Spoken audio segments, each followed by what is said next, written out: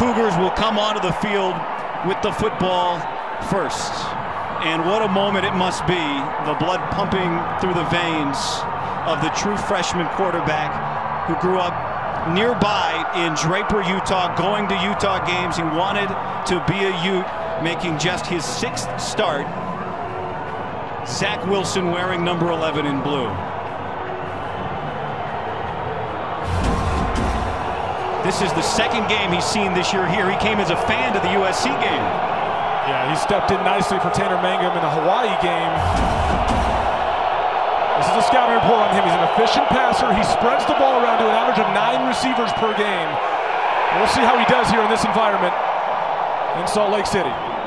Matt Hadley with the carry, Bradley and Nye with the tackle. Let's take a look at the impact players when BYU has the ball. Yeah, when BYU has the football, keep an eye on Talon Shumway. He's leading this team in touchdown receptions. And on the defensive side of the ball, this linebacking duo, one of the best in the country, Chase Hansen in particular, one of the most disruptive linebackers in America with 88 tackles. He'll find his way into the backfield several times today against this BYU offense. BYU's running game is shorthanded. Lopini Katoa, who had 4 touchdowns last week, is out injured, as is Squally Canada. Wilson's first throw in this stadium where he watched so many games is complete. Neil Pau'u on the catch, and that'll bring up 3rd down and short. Yeah, you keep an eye on, too, this offense under Zach Wilson changed quite a bit from what we saw from BYU earlier in the season with Tanner Mangum under center. Much more shotgun plays, shotgun runs. You'll see a lot of zone read principles with the young quarterback. They're trying to simplify things for him a little bit. Less movement before the snap. They had a number of shifts and motions when Tanner Mangum was their starting quarterback, and they tried to simplify things quite a bit for Zach Wilson. Dylan Collie, the man in motion.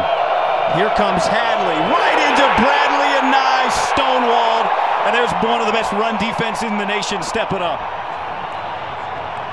This Utah defense so tough on 3rd down. Top 20 in the country, only allowing about 30% conversion rate. And if you're going to line up and run the ball against the Utah front 7, it's going to take a little more than that. Bradley and Nye there for the stop.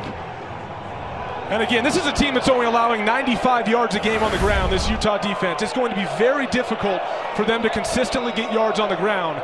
It's a BYU team that ran for over 300 yards last week against New Mexico, but this Utah team, an entirely different opponent. So 3 and out, and Rhett Allman, the punt away to Britton Covey, the Provo native, who's going to wave everybody off, but it hits a Ute, and BYU has recovered it. Dion Gawaniku. It hit Jamison Field, and Gawaloku was all over it. Yeah, that punt came out lower than I think everybody on Utah expected. The ruling on the field that the kick was touched by the receiving team and then recovered by the kicking team. 1st down, BYU. So obviously you see the returner yelling, poison, poison, poison, to get those guys away from the football. Unable to do that, and BYU's able to come up with a huge play at this point in the game. Look, we were talking about earlier, BYU trying to generate turnovers today to flip the field a little bit and give their offense more possessions. They do it here on the first possession of the game. So call it a 32-yard play for the Cougars. And here's Matt Hadley trying to reverse field. He gets a big block and is able to slide forward. Austin Hoyt was big number 71 out in front before Chase Hansen finally tracked him down. Yeah, as this BYU offense tries to continue to establish the run, key to note that it's very much been a running back by committee group. Now, Lopini Katoa had 4 touchdowns last week, was their lead back last week. He's out tonight, so expect to see a lot of Matt Hadley, number 2, and 34, Riley Burt in the backfield. And Burt is in there now on 1st down. This is Wilson keeping it, running into trouble, but he finds a hole and is able to get positive yardage. Into the red zone we go. Max Tupa'i, Jalen Johnson there. But now this brings a whole new challenge for BYU.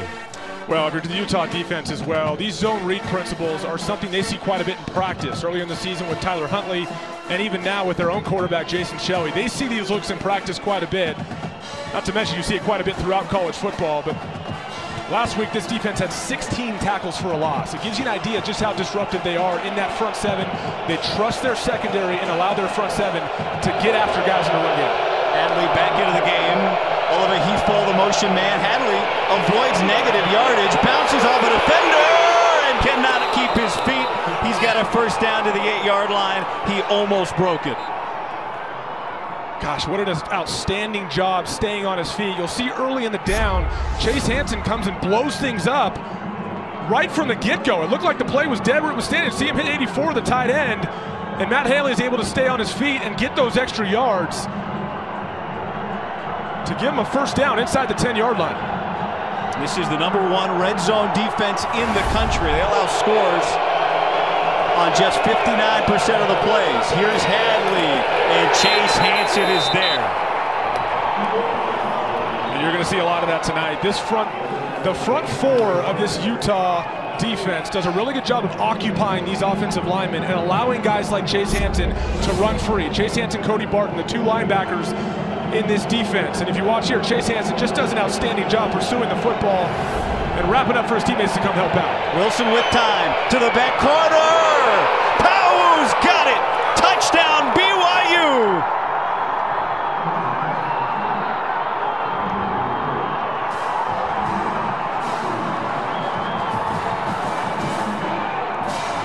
And how about BYU being able to buck the trend of slow starts in the first quarter over the course of the year? And we talked early in the pregame about Zach Wilson and his arm strength. Finds Powell in the corner of the end zone and drops a great ball just in front of the pylon for the first strike by BYU tonight. Evan, nobody scores on Utah in the red zone. Only 41% of red zone possessions go for touchdowns. That's the 5th best rate in the nation. Here's Skylar Southamon for the point after. He's been almost perfect this year, but a bad snap, and that's just his 2nd miss of the season.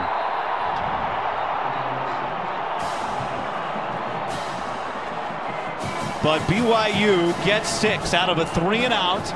They had to punt, Evan, and a punt that hit Jamison Field turned into a recovery for Dion Gowoloku, and then a touchdown drive. Yeah, being able to capitalize on turnovers like that and pay them off just like they do right here. You watch this throw, an outstanding throw as Powell runs the corner route on Marquise Blair and is able to outflank him on the outside, and Zach Wilson throws a perfect ball just outside, leading his receiver and allowed him to go make a play.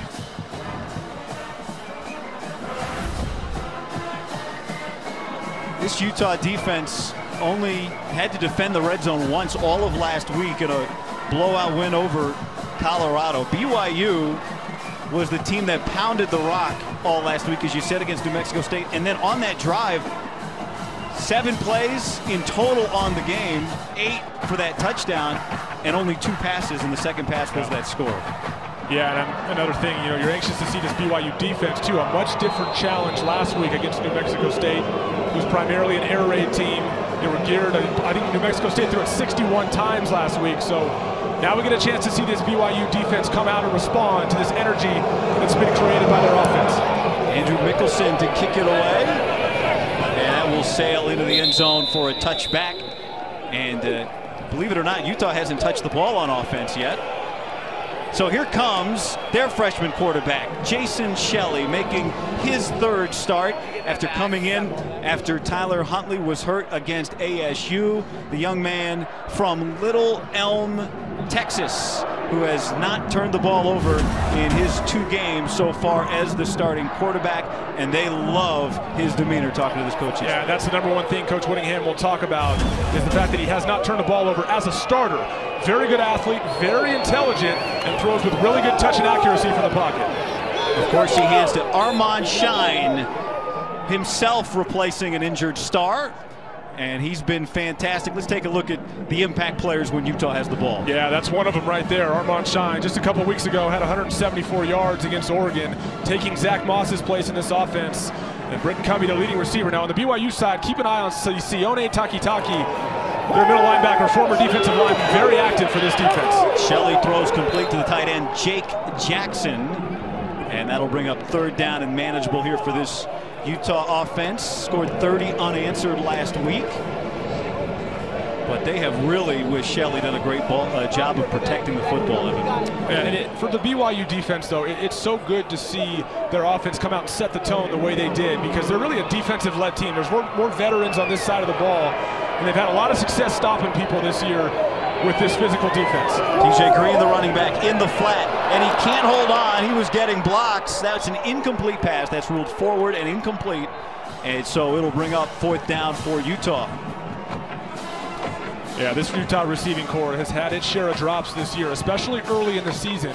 They've corrected it a bit over the last few weeks, had a big week, or excuse me, a big game last week with Jalen Dixon, just over 100 yards. He emerged and became a big play threat for them, but it's the consistency at that position that they're still looking to achieve.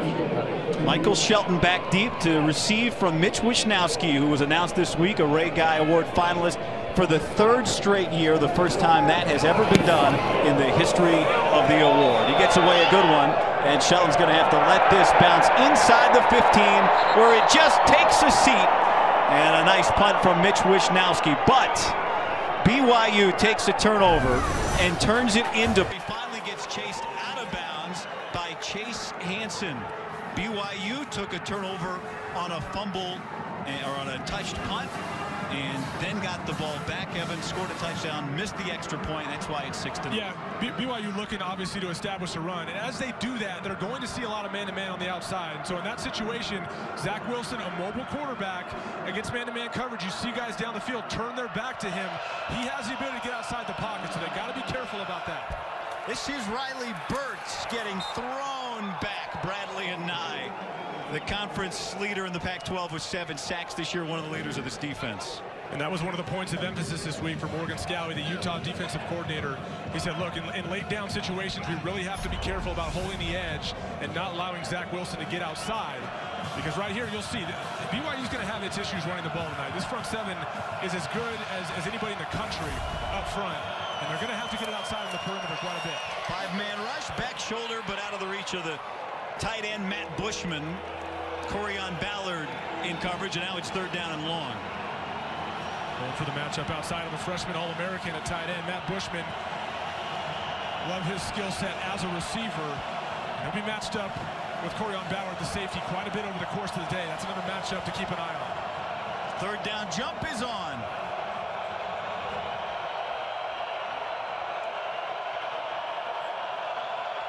Three-man rush. Wilson throws, and that is caught by Micah Simon. And they convert a 3rd down and long. A really nice job by Micah Simon on the hook route. He had Jalen Johnson draped all over him. That's Utah's best cover corner over the course of the year. And he fights his way back to the football. And a nice throw from Zach Wilson out on the perimeter. You'll see here on the left side of your screen. Back late, is able to get away from the defender. Nice catch. This is Riley Burt, and there's Chase Hansen. 6th in the nation in tackles for loss, and he adds to the tally. The former safety is so dynamic at the linebacker position. Again, these interior defensive linemen get their hands on offensive linemen. They don't allow him to get up to double team Chase Hansen.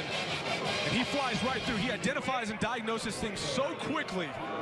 And when he does, his athleticism and his strength allow him to make those plays in the backfield. Already 4 tackles for Chase Hansen in this game. This is Zach Wilson. Design run. Run it into a wall. Somehow steps away from 3 Utes before Hansen tackles him again. And if I'm Zach Wilson on these read-type plays, when you keep it and you get out on the perimeter, if it's the correct read, you should be able to get outside and get down or protect yourself a little bit. You make the incorrect read, you got a lot of angry guys in red shirts getting after you. We talked about this aggressive defense and being able to protect yourself over the course of the game if you're Zach Wilson. Matt Hadley back in the game for 3rd down at 7. The running back to Wilson's left. 4-man pressure. Steps up. Looking for Powell, who caught the touchdown earlier, but overshoots him. Tyreek Lewis in coverage. And now BYU will punt for the 2nd time tonight. Well, it looked like Tyreek Lewis got away with a little bit of a hold before that ball was thrown. Powell threw his hands in the air, and it kind of slowed him down a little bit and didn't allow him to get to that ball. No call. Brings up a BYU punt. Shine. Moss was 6th in the nation in yards per game when he was hurt on a practice week after a game, and Chase Hansen told us it was such a bummer. As a team, they really had to take a moment, figure out how to handle it, but clearly they did it. They played Oregon at home the next week, played a great game. Last week in the snow in Colorado, blew out the Buffs. Second down and 8 for Shelley. He's going to keep and look and go down. Brought down. Earl Tuioti Mariner was the second man there after Isaiah Kafusi created the problem. Yeah, and guy, one more guy that was able to get there too is Corbin Kafusi, number 90, the 6'9" defensive end. You see him at the top of your screen. He comes in late, and why is that important? Because he wasn't expected to play tonight. He got injured last week, or excuse me, 2 weeks ago. He needs surgery, but they said, hey, if he can play through the pain, we'll let him get through this game, and he's out here tonight. He's the best pass rusher. And there he is, flushing Shelley from the pocket. Shelley on the run, trying to throw it back to Solomon Enos. And it is incomplete. And so Utah will have to punt. How about Corbin Kafusi on the second straight play?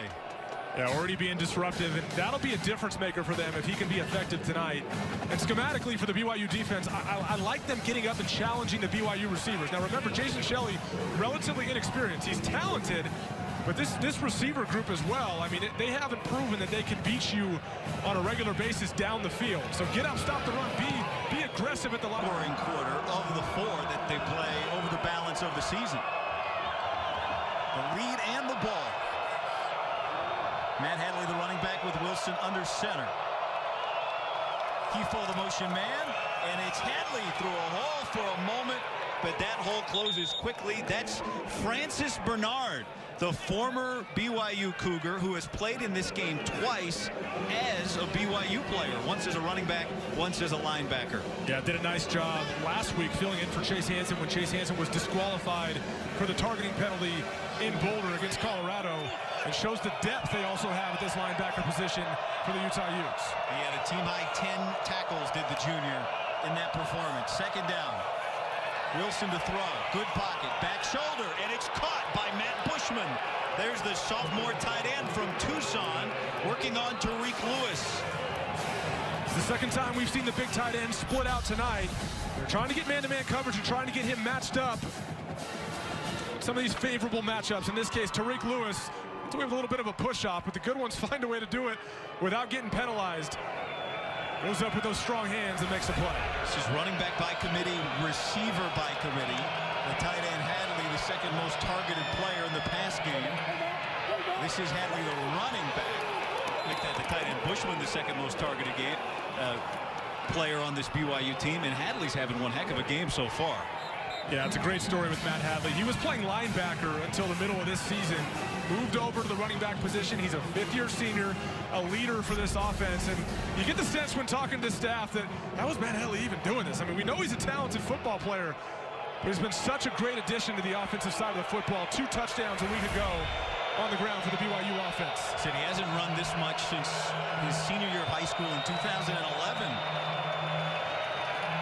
Play action. Wilson. There is Bushman. He's got it, and he's down at the 1-yard line. Touchdown, BYU. He made it in. Look at this high-flying Cougar offense. 26 yards.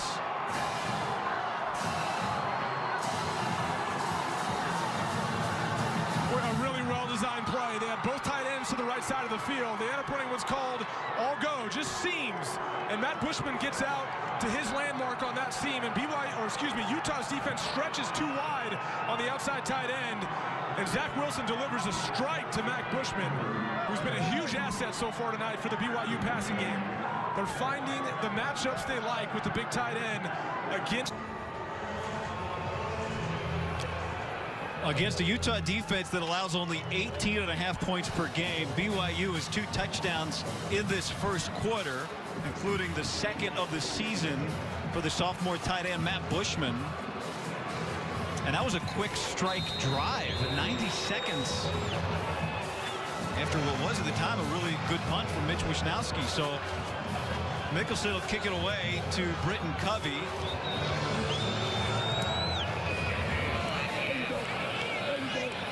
And he will let that sail into the end zone. And let's check in with Greg Wolf in Los Angeles for a game break.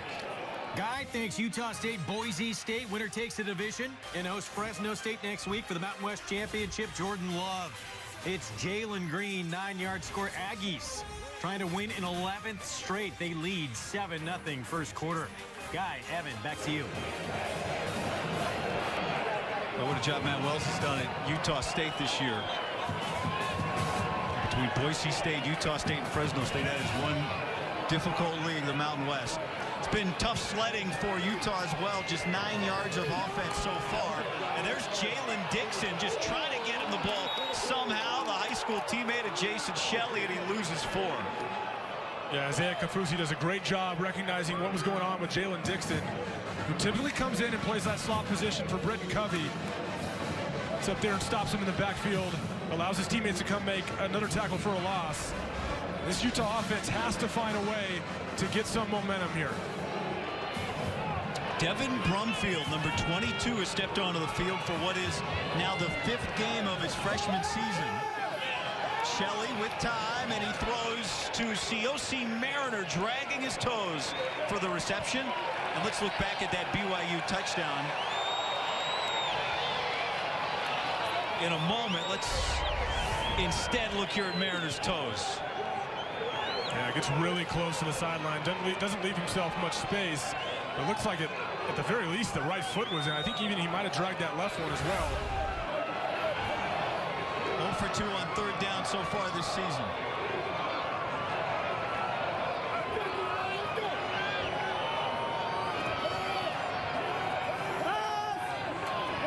Shelley staying in the pocket to loft it for Covey, who was battling with Gawaloku. Crowd wanted a flag. They'll get nothing but another Mitch Wisnowski appearance. Yeah, Utah was trying to take advantage of man-to-man.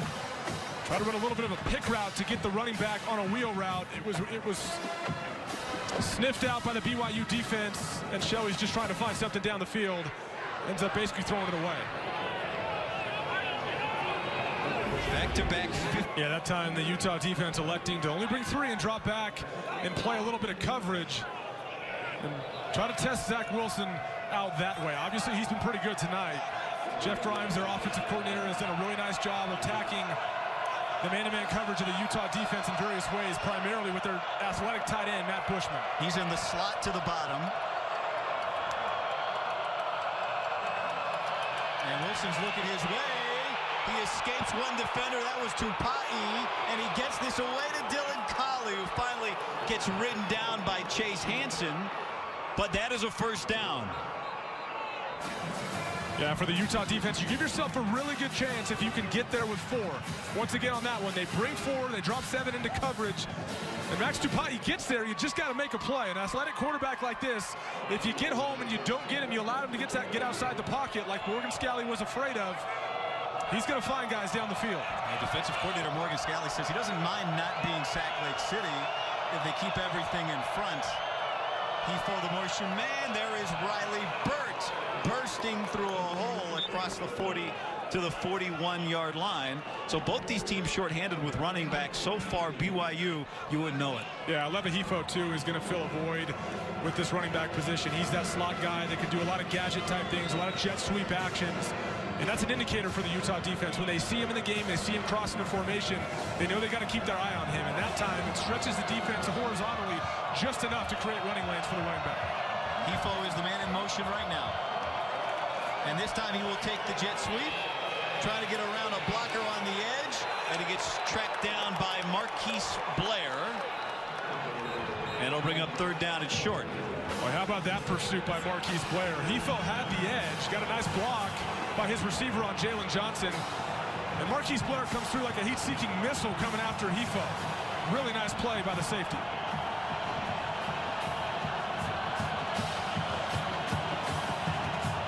Got to find a way for this defense to generate the energy this offense needs. Get off the field on 3rd down in this situation.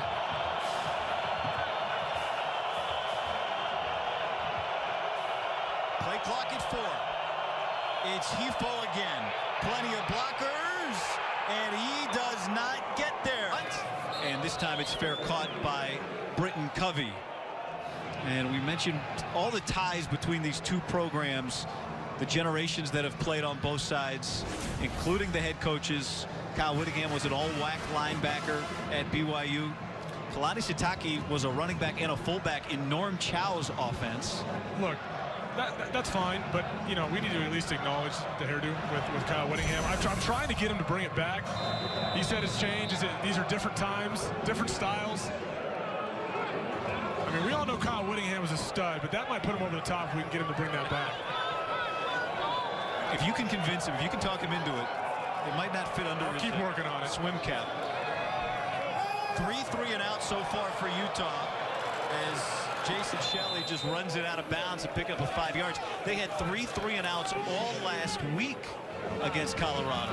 Yeah, very slow start for the Utah offense. And again, you know, we mentioned the implications this game has. The highest ceiling for this Utah team this year is making a Rose Bowl, and that comes with winning next week. This game doesn't affect that. But what this game does affect is bowl implications if they're unable to win the Pac-12 championship game. And Kyle Whittingham knows this game is important. So this slow start is certainly a frustrating thing for him. Here's Armand Shine bouncing it outside, and it'll bring up another 3rd down. Rhett Sandlin there on the stop. Kyrus Tonga's helmet came off. He's going to have to come off the field. Due to a helmet coming off. Struggled to run the ball a little bit last week as well in the snow against Colorado, and it was Jason Shelley airing it out a bit for 221 yards and 2 touchdowns against the Buffaloes in Boulder. So in its 2nd straight week, not finding much success on the ground early. 0 of 3 on 3rd down so far. They go to the air. And there is the first catch of the game for Damari Simpkins. And that is the first down. No, it's incomplete. Damari Simpkins is asking for some contact to the helmet there. You'll see here at the end, takes a shot to the head. Take a look at the catch as well. And this is a catch. This is ruled a catch. Yeah, he hung on to that, no question. So that is a 1st down. That's Rhett Sandlin, 46, coming in. I think what people were frustrated about was the shot to the head. Obviously, in college football, one of the hottest topics is these targeting calls, and fans are well aware of what is and is not a penalty now. Well, the replay booth, if they wanted, could buzz down. It does not have to be called on the field. There's Armand Shine, though, as the play gets off, and we're seeing a lot of Corbin Kaufusi, big number 90. You mentioned it. Evan did not play last week. It was really thought that his career was done. He does need surgery on his foot, on his ankle, and that he would just hang him up for his college career and get ready for the NFL draft. But here he is, playing with his brother Devin, his cousin Isaiah. If they played in a bowl game, he likely would not play. So this is his last collegiate game. 2nd down. Shine trying to hesitate, beating a couple linemen to that hole, and it'll bring up 3rd down and 3. He had Lo Falemaka, the left guard, out in front of him, and you'll see here the timing is just thrown off a little bit. He ends up outrunning the guard that's pulling for him, his lead blocker. You'll see number 69 right in the middle of your screen. Timing just isn't right on that play. And another note on Armand Shine is, you know, obviously he missed some time his freshman year, missed all of last year and got a medical red shirt, and has played at times this year. He's still getting better as a back. It's his 3rd year at Utah, the junior out of Oakland, California. Still trying to get better as a back. Here's Shelley. He's taking a deep shot. He's looking for his high school teammate, and Jalen Dixon can't bring it in. How about your young quarterback out with balance offensively? Jeff Grimes, the offensive coordinator at BYU, has done a really nice job with this game plan tonight. So Utah's offense unable to move the ball. Get a defense make a play.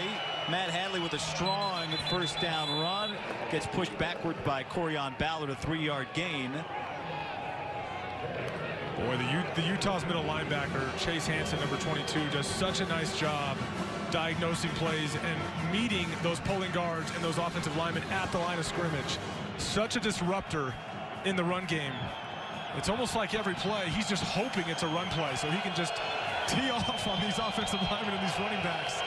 Just an outstanding football player. The senior playing his final game here at Rice-Eccles Stadium. Here is Wilson keeping it. Wilson made the right decision, and he's going to get all the way out to midfield. Finally, Marquise Blair is able to track him down, but Zach Wilson does not look like a true freshman tonight. Well, we know Zach Wilson has mobility, and on those replays, if he's going to keep it, the difference in this play is number 89 at the bottom of your screen, the tight end, Matt Bushman. Watch the block. Well, it's a little bit outside of your screen, but watch the block on Chase Hansen. He occupies Chase Hansen just long enough to allow Zach Wilson to get outside for the big gain. The tight end, Matt Bushman, making plays in all facets of the game so far. He was the difference on that play. Utah did not give up a 20-yard run in either of the last 2 games. That went for 31, and it's the longest run of this night. As Matt Hadley goes into the pile, let's take another look at Zach Wilson. On the left side of your screen, 89. You watch right there. He's prepared to make that block, and he gets Chase Hansen. He gets just enough of him to give Zach Wilson that running lane. If 89 does not get there, Chase Hansen makes that play. They got to be excited about Matt Bushman. We've already seen him receiving tonight. Caught a touchdown.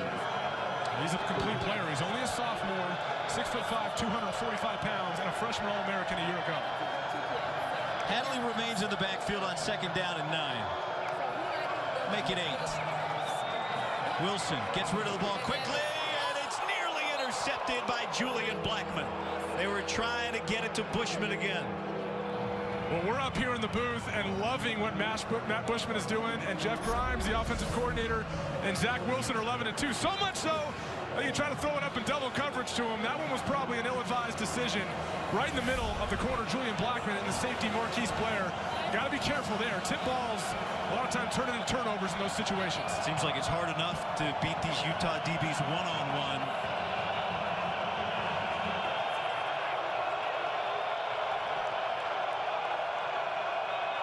Play clock under 5. They need the 40. And Wilson goes down. Pita Tonga with the sack. His 2nd of the year.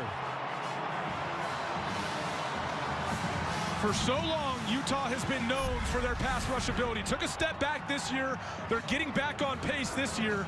They only bring 4. There's 5 guys at the line of scrimmage. One of the linebackers is playing the running back in man-to-man coverage. He does not come, but Pita Tonga is able to get home and bring down Zach Wilson for a loss and get the ball back for the offense. And now here's Rhett Almond to punt away again. Britton Covey. This is a good one, and it's going to send Covey back to the 9-yard line, where he has set up a return. And Covey will get to just about the 20 with forward progress after a 47-yard punt, a 12-yard return, and it's BYU's defense's turn again. Yeah, their defense sure has been active. They've been able to really make the Utes one-dimensional so far. Able to disrupt Jason Shelley. And get him to take some shots down the field. Get the Jalen Dixon in the backfield. The Utah on that last drive, they had found a mismatch with Jalen Dixon on the linebacker Isaiah Kafusi. That's not something that BYU wants to allow happen again, because they expose themselves to a big play on the back end. This is Armand Shine on 1st down, and Corbin Kafusi made him change direction, and then Rhett Sandlin had the tackle, no gain. Yeah, one thing you're just not seeing for the Utah run game tonight is just clean running lanes. They're always being redirected in the backfield, trying to find a place to run the football. And this offensive line, one of the strengths of this football team, just unable to get him to open up. Obviously, Corbin Kafusi, we know how disruptive he is, not only as a pass rusher, but in the run game as well. Britton Covey in motion. He does not have a touch yet. Shelley's looking downfield, and he lost it for Samson Nakua. Can't haul it in. Diane Gawaloku in coverage. He's had a good game so far, already a fumble recovery. They were looking to get the 6'3" wide receiver, Samson Nakua, on the reel route, and it looked like Gawaloku got there just a little bit early.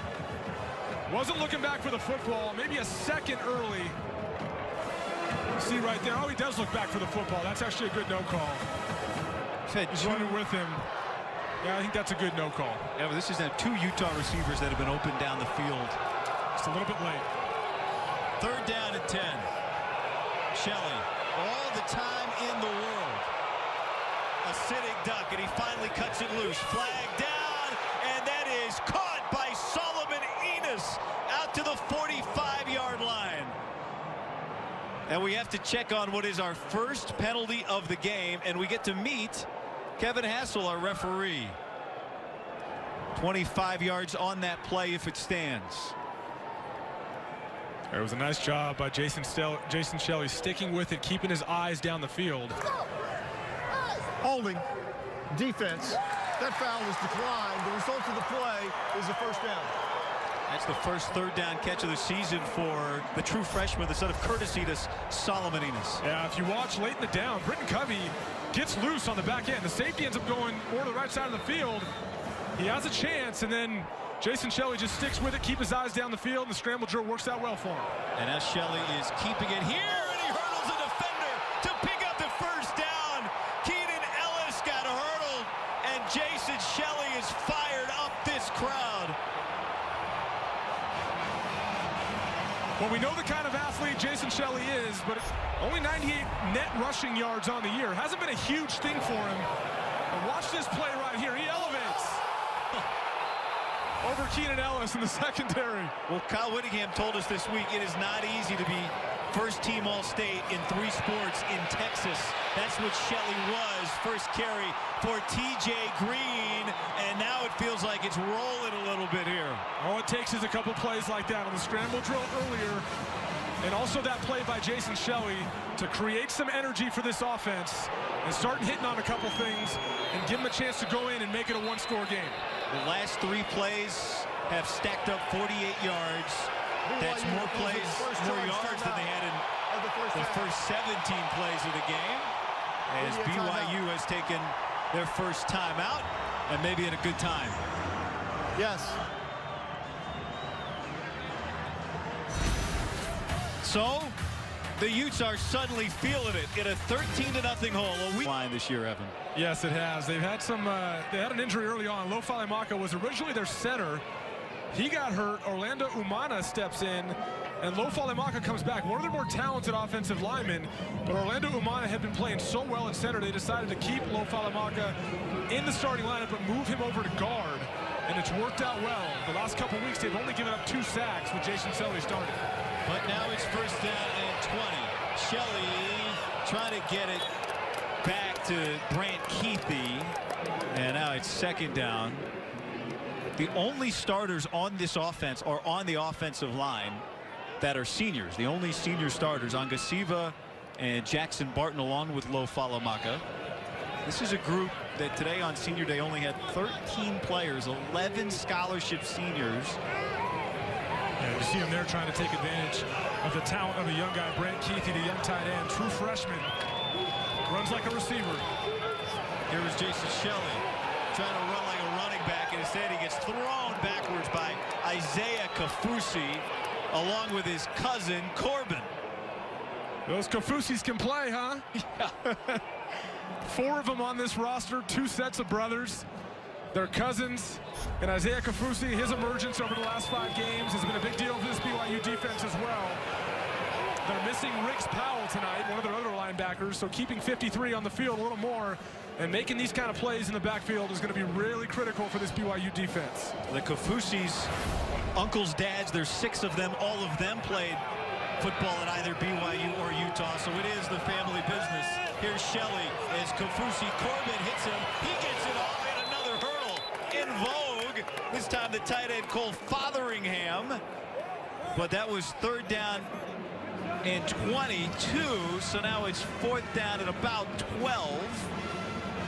BYU comes out in the 3-man front, and Corbin Kafusi comes almost untouched off the weak side edge for Jason Shelley and puts a big hit on him. Shelley popped up, kind of looked around to see if he could get a flag, but once again, Corbin Kafusi disrupting in the backfield and affecting the play. Well, here's Matt Gay to try from 54. His career long is 56 yards at the hold of Mitch Wisnowski, and that got blocked. BYU with a hand on. Was it one of the guys that's almost 7 feet tall? Was it the guy that's 6'9"? Free play. We got you covered, big man. That was Riley Bird on first down for BYU. Zach Wilson's been very efficient. The true freshman, 9 of 12 so far, over 100 yards passing. As BYU zeroes in on nearly 100 yards rushing so far in this game. That's Micah Simon getting it on the jet sweep, and he's able to get inside the 45 to the 44-yard line. Marquise Blair with the tackle, and now it's 3rd down and about 3. Yeah, again, Utah is a defense that has had a lot of success on 3rd down, getting stops. They're number 1 in the Pac-12 and 19th in the country. These are the situations where they flourish. Wilson just gets it out to Powell, the tight end. LeMaitre already has a touchdown catch, and he converts that 1st down. This is looking like a dynamic, balanced BYU offense so far tonight. Well, another well-designed play, too. The tight end was pushing up the field, and there was a natural pick that took place, not allowing the defender to pick up the running back in the flat. And on 3rd and short like that, the ball comes out quick by Zach Wilson. Easy 1st down. Well, they are stressing this Utah defense early in offense tonight. 4-man pressure. Wilson with time. Lobs it. Cody Barton hit it and broke it up. He was looking for Dallin Holker, the tight end, and the linebacker Cody Barton was there to disrupt the play. Big Game Saturday is back with a huge triple header on Fox. Louisville takes on Seton Hall. 3rd-ranked Gonzaga battles Creighton, and number 6 Nevada squares off with USC. It all starts next Saturday at 11:30 a.m. Eastern on Fox and the Fox Sports app.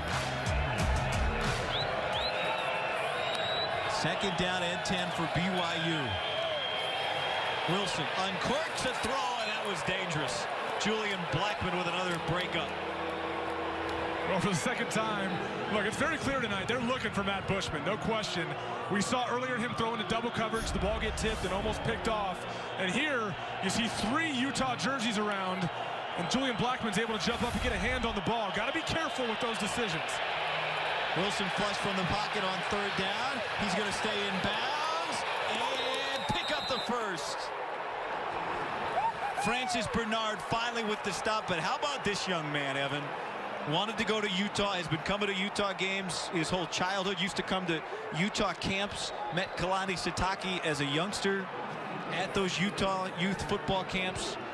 Originally had verbal to Boise State when he was not getting recruited by Utah. And then Jeff Grimes, the offensive coordinator, came in, and Kalani Sitake said, when you get here, you got to go talk to Zach Wilson. And he was on campus for a visit. They got him in, and here he is as a true freshman, the youngest starting quarterback in BYU history. Marcus Simon tracked down by Chase Hansen. You know, and Guy, more on Zach Wilson. You got to credit offensive coordinator Jeff Grimes for tailoring this offense to his quarterback when they made the quarterback switch. Such a critical thing. You don't always see it as often as you think in football. I mean, look back to Monday night. What we saw between Patrick Mahomes and Jared Goff. Those are 2 examples of offenses that are being built around their quarterbacks and tailored to their strengths. And those guys have been able to flourish early in their careers. We'll make parallels tonight to Zach Wilson and building this offense and making the changes for this offense to allow him to be successful. Here's a 2nd down and 12. BYU over 100 rushing yards already in this half. Here comes pressure. Wilson keeps his head about him and then just slides down. Started the slide right at the 25, and so that's where he's marked. It'll bring up 3rd down and 11. BYU, before that quarterback change, was about 85% huddle. Now they're 85% no huddle. Yeah, if you watch here on the right side of your screen, Jalen Johnson, number 1, the corner, comes in late. Watch him get outside right there and force Zach Wilson to come back inside to where he has help. If Zach Wilson is able to get outside and Jalen Johnson loses contain, that's a big gain for BYU's defense. Nice job by Jalen Johnson. Pressure coming. Wilson uncorks it. Holker, the tight end, has got it. Down at the 1-yard line. And the freshman, unfazed, makes another big throw. Makes a great throw under pressure, and we've talked about the young athletic tight end, Matt Bushman. Well, now this time it's the true freshman, Dallin Holker. Zach Wilson zeroes in on him, stands in there, takes the hit, and Dallin Holker, the true freshman, 6'5", 230, athletic guy down the field, makes the play. Impressive young tight ends for the BYU offense, getting chances down the field tonight to make plays. That was Max Tupai crunching Wilson. So now, after that big 3rd down conversion, 1st and goal at the 1. Matt Hadley, and he is on the 3rd effort. Stopped. Oh. This is where the weight room pays off. Well, the interesting thing there, too, was Kiefer Longston in at left guard for Keanu Saliapaga had started to pull him into the end zone. You can't do that. You can push your running back. You could not pull him. Almost a penalty there. Here's Hadley again. And again, he's stopped. John Penasini, the second leading tackler among defensive linemen. BYU using a little bit of tempo here. Now, 3rd and goal on the 1-yard line. You're really going to bring up pushes and pulls on the same day that Notre Dame and USC play? Oh, it's fitting, right? 3rd and goal on the 1-yard line. Obviously, Utah is really tough up front. I like the idea of getting Zach Wilson moving a little bit outside the pocket with his mobility and the way he's been throwing the ball today. Kalani Sitake's going to run out there at the last second. Oh, he's basically in the formation. That's 12 men on the field. That's 12 men on the field. That's one way to do it. You want the most attention. There you go. Its second time out of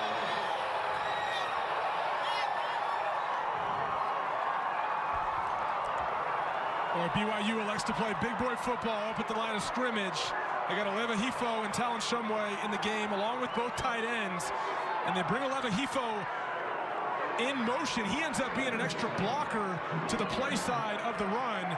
And Matt Hadley, the former linebacker, up until the middle of this season when he switched over to running back, puts those pads down and gets 6 more for the BYU offense. A big boy touchdown to finish off a big boy drive of over 6 minutes to basically run out this first half. Southam for the point after the blocked field goal. BYU marches right down the field. Stopped on 1st down on the run. Stopped on 2nd down on the run, but not here. Yeah, again, they bring Aleva Hifo in that jet motion. He ends up being an extra blocker on the safety, Corian Ballard, who may be able to find his way in there and get a stop. Typically, you know, that's able to stretch the defense a little bit with that jet action. And this time, Aleva is able to keep Corian Ballard out of the backfield. And Matt Hadley finishes it off. Couple touchdowns a week ago. Really tough runner. Runs really hard. Tough kid in this BYU offense. And look, Utah's got to figure something out here. I mean, we talked earlier about the fact that they have the Pac-12 championship game next weekend. Understood. Have a chance to get to the Rose Bowl. But their guys are out on the field tonight. Everyone on their defense is playing tonight. And they're just getting outplayed from the second this thing was kicked off. Well, they went for over 200 yards rushing each of the last 2 weeks. We thought, well, that's going to end the night. But well on pace right now at 110 yards on the ground. Now, Utah, if they can get a good return here from Britton Covey, does have all 3 of its timeouts. And the Utes will get the ball first in the second half. But Covey will not get a chance here. So how did we get here for the team that's about to play the Pac-12 championship game to get in this hole? Well, it was the touchdown to Zach Wilson to Powell after the muffed punt. Then it was the tight end Matt Bushman getting in. And then after the blocked field goal moments ago, Hadley, the 3rd time they ran it up the gut. And the defense, look at this.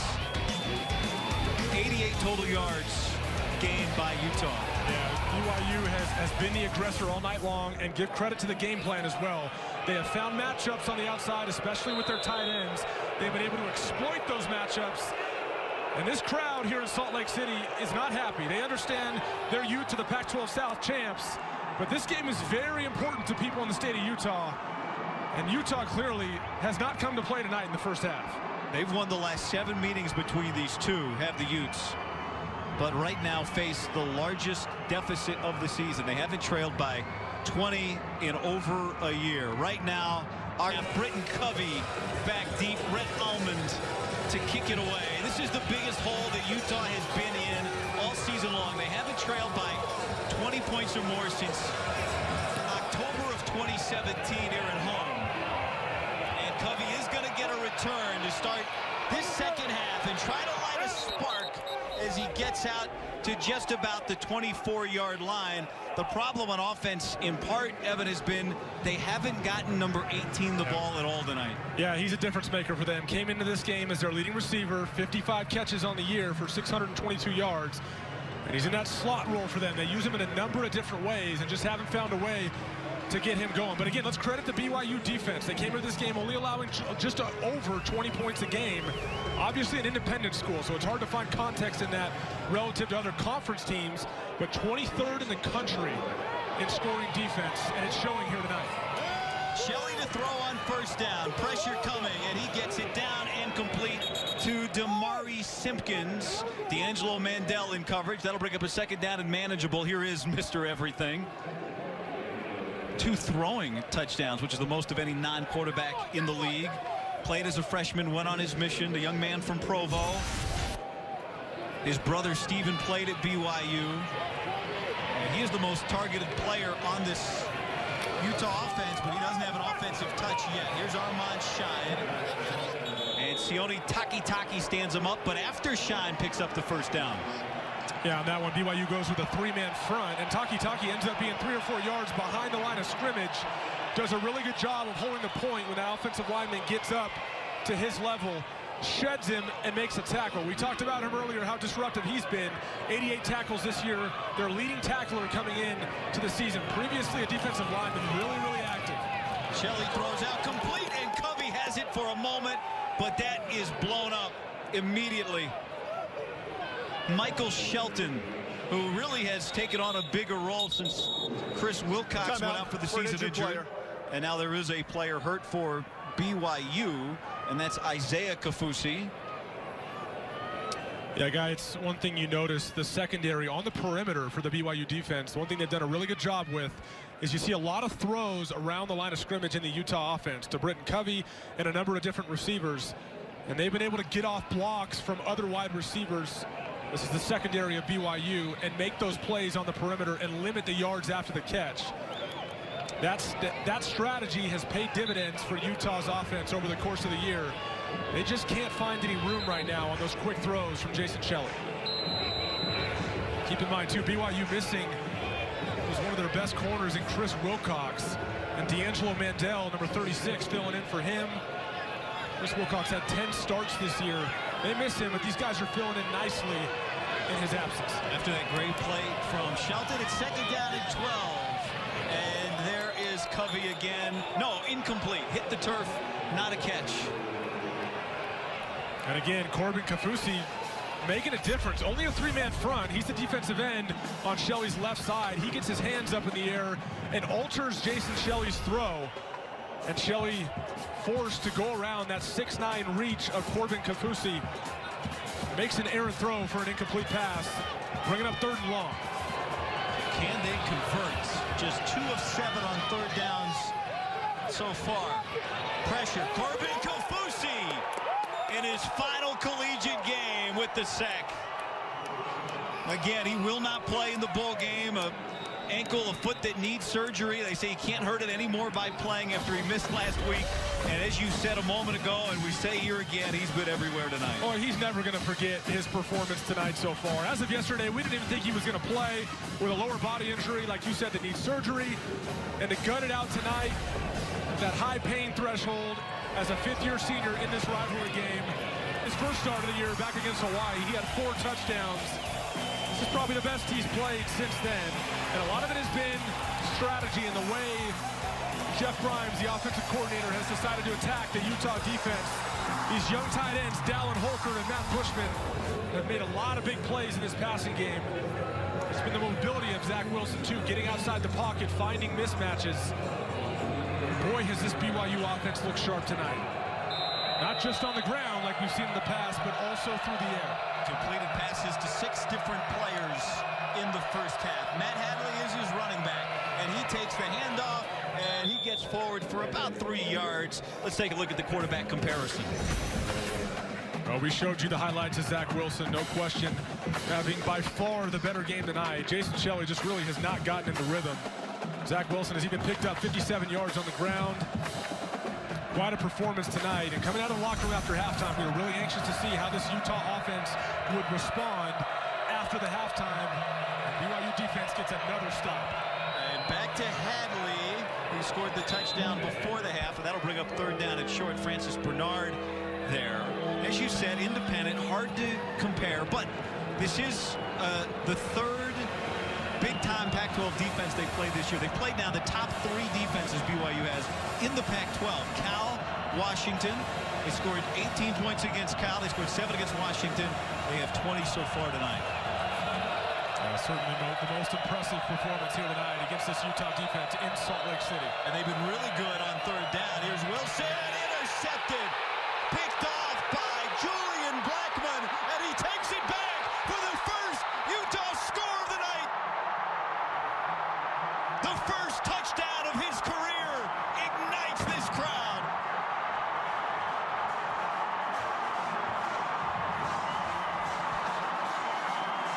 And Guy, there it is. There's the play that this Utah sideline needed to provide the spark. Julian Blackmon, the corner, does an outstanding job breaking on the in-breaking route from the outside receiver. Beats him to the spot. Picks it off and takes it in for 6. And the first critical error tonight by Zach Wilson.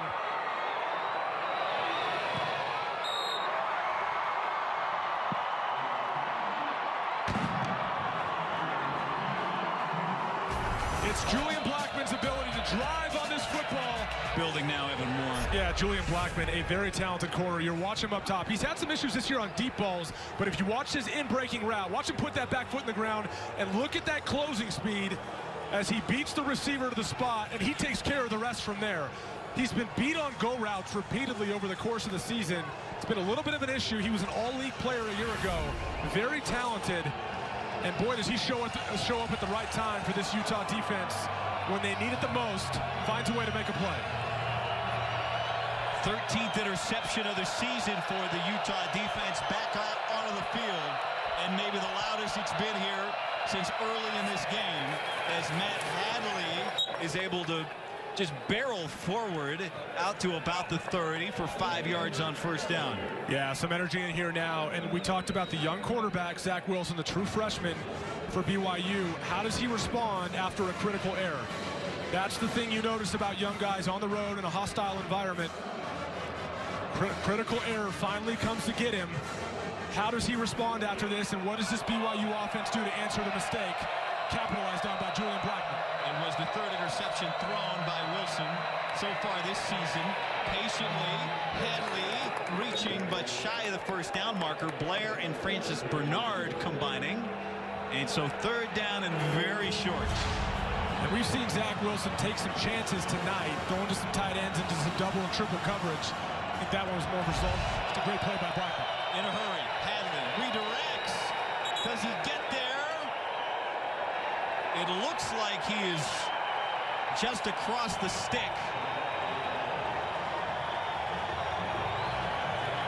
They're going to mark him just shy. Yeah, that was really close. Chase Hansen gets there to make the play. It does look like it's about a half yard short per the spot.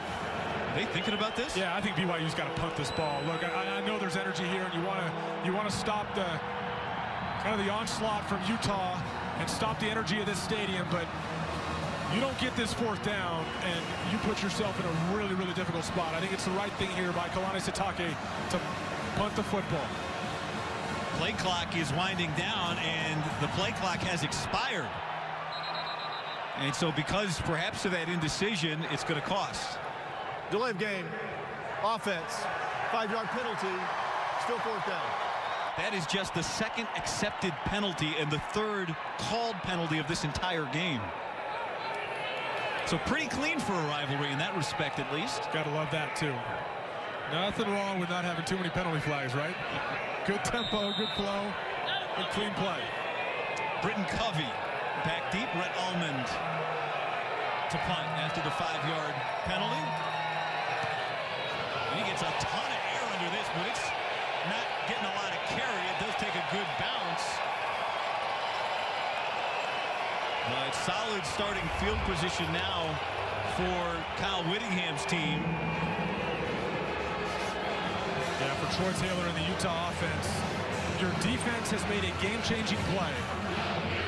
Turnover turned into 7 points. Now it's on your offense to feed off that momentum and generate some movement. We talked about only 86 yards in the first half, never really gotten to rhythm. This is a turning point in the game right here, getting the ball back at the 40, your own 40-yard line, and find a way to get Jason Shelley comfortable and push this ball down the field. He's got Armand Shine behind him, under center on first down. Play action. Kafusi flushes him from the pocket. Still in trouble. Shelley just lofts it. Nobody home.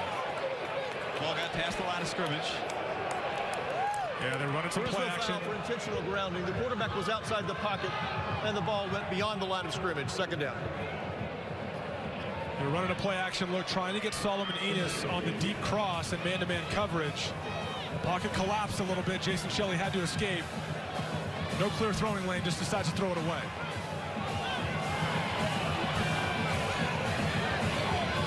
Second down and 10. Now out of the pistol. This time it is Shine running downhill and getting upended. And so it'll bring up third down. Tomorrow it's a great slate of NFL action highlighted by Russell Wilson of the Seahawks taking on Cam Newton and the Panthers, or Saquon Barkley and the Giants battle division rival Carson Wentz and the Eagles. It's all on Fox and the Fox Sports app. Check local listings for the game in your area. Third down and 5 here. Shelley was looking for Covey inside. Under pressure, and he goes down. Merrill Taliauli with the sack. The young man who went to East High School just down the road here from the University of Utah, the senior with a big play. Boy, if you're the defensive coordinator for BYU, Elisa Tuiaki, you're bringing 3 and still finding a way to get there. You're adding in as well. Obviously, a running back stays in, so you add a guy into pressure. Makes it much easier on your coverage units to hold up on the back end. You said it, Guy. They were trying to find Britton Covey there on a shorter route, just couldn't do it. Whoa, well, when do you see this from Mitch Wisnowski? The first time, 3-time Ray got, oh.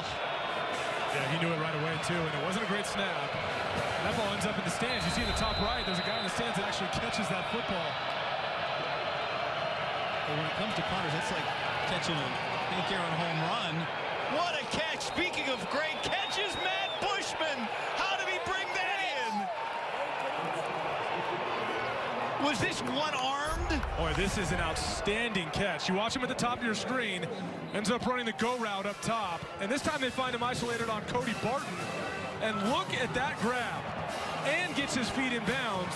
They've liked him with matchups all night long, no matter who it is, a safety, a linebacker. We're seeing his All-American status in full effect tonight. There's Hadley. Bushman already with a touchdown in this game. He took that all the way to the ground, completed the catch all with one hand. And look, we know Matt Bushman is a talented football player, but he came into this game with 19 catches for 367 yards. And this offense shifted a bit, using him a little more as of late. Boy, is he a talented pass catcher in the tight end position. 3 catches, all of over 20 yards so far tonight. It's Dylan Colley, the motion man. Here's Hadley, bouncing it to the outside, and he gets down to the 15-yard line. And, Guy, that's been the difference tonight. I mean, the play of Matt Bushman and the matchups that this BYU offense has been able to exploit on the outside, and they just had guys that have just stepped up and made the necessary plays. Hurrying to the line of scrimmage on third down. Wilson on the move, looking for the marker. He's got the first down. And against the best red zone defense in the nation, BYU has looked comfortable inside the 20. And as good as this defense has been over the course of the year, I asked Morgan Scalley one question over the course of the week, their defensive coordinator. I said, where can this group get better? And he said, look, on third down against mobile quarterbacks, we sometimes struggle to hold the edge and keep them in the pocket. And you saw that in the red zone on third down right there. This young quarterback and his mobility making a big play for the BYU offense to extend this drive. Riley Burt in the game as the running back. Maybe a little bit of a blown play. Wilson's going to just slide down, lose about half a yard. Something went wrong. And I think it's really been the start for this BYU offense. We went back to the first quarter. They've had slow starts all year long, but tonight they got off to a quick start. Having that nice strike, that touchdown throw to Neil Pawu by Zach Wilson, and you give a young guy like this confidence on the road, and he's just been able to build on it over the course of the night. Does not look like a freshman tonight. Looks like a seasoned veteran out there orchestrating this BYU offense. Second down and goal. Wilson throws. Bushman, no, broke it up. He almost brought it down. Chase Hansen, who else? Oh, they had the matchup they liked. They had everyone spread out, man-to-man coverage. Matt Bushman attacks Chase Hansen and tries to get the back shoulder throw. I think he just got a little bit laxed on that one. Go get that football. He lets it come into him a little bit. Great play by Chase Hansen, too. You're going to have to do all you can to beat a guy like that in pass coverage. Third down and goal. Empty again.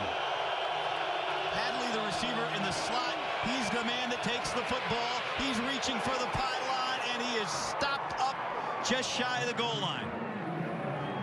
Now, Evan, you told me before the half you would have gone for it, 4-down territory if you were BYU. They eventually scored on third down, didn't have to worry about it.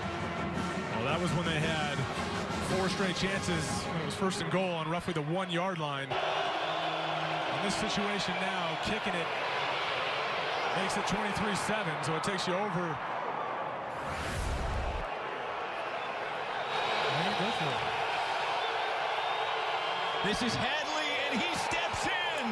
Oh, muscle up BYU. Goal line dominance, another red zone score.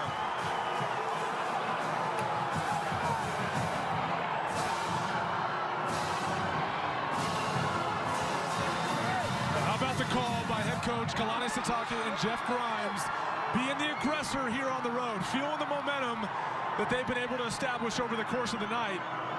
An interesting play call, too. Turn around and toss it to number 2, Matt Hadley, who's run hard all night long for another score. It was Austin Kafensis, the free safety, who took that snap. He was the man under center, so they trusted a non-quarterback to take it. And now here's Southam for the point after. And it's a 20-point game. On this staff, run game is very much a part of what he's all about. And he gets creative there with a defensive player using some physicality to find room for a touchdown. Well, he's a former offensive line coach at BYU in addition to that time in the SEC. Taki with the strong tackle on Shine. And he played offensive line. In fact, when he played at UTEP, one of his offensive line coaches for 2 seasons there was a BYU Cougar, Andy Reid. And so we've seen them on a few occasions, really, when they get the chance to muscle up, they seem to relish it. They've been the aggressor all night. We talked about their energy all night, too. It's been pretty incredible.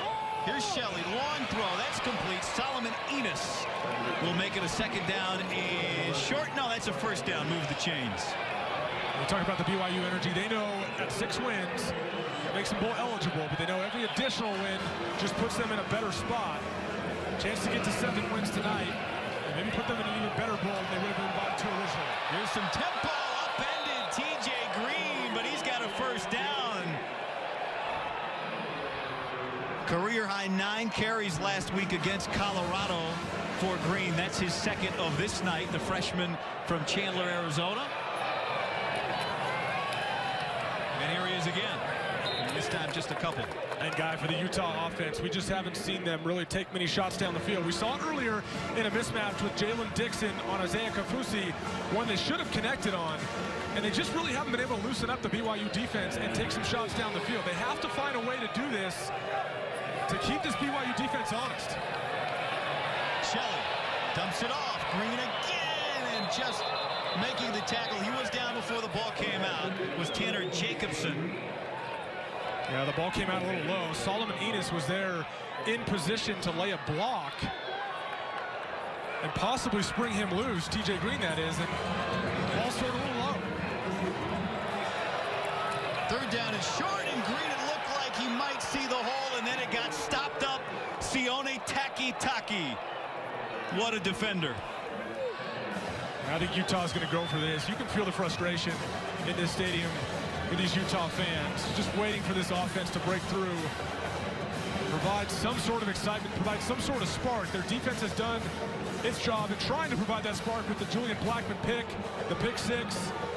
The offense just has not been able to provide that play to turn this game around at all.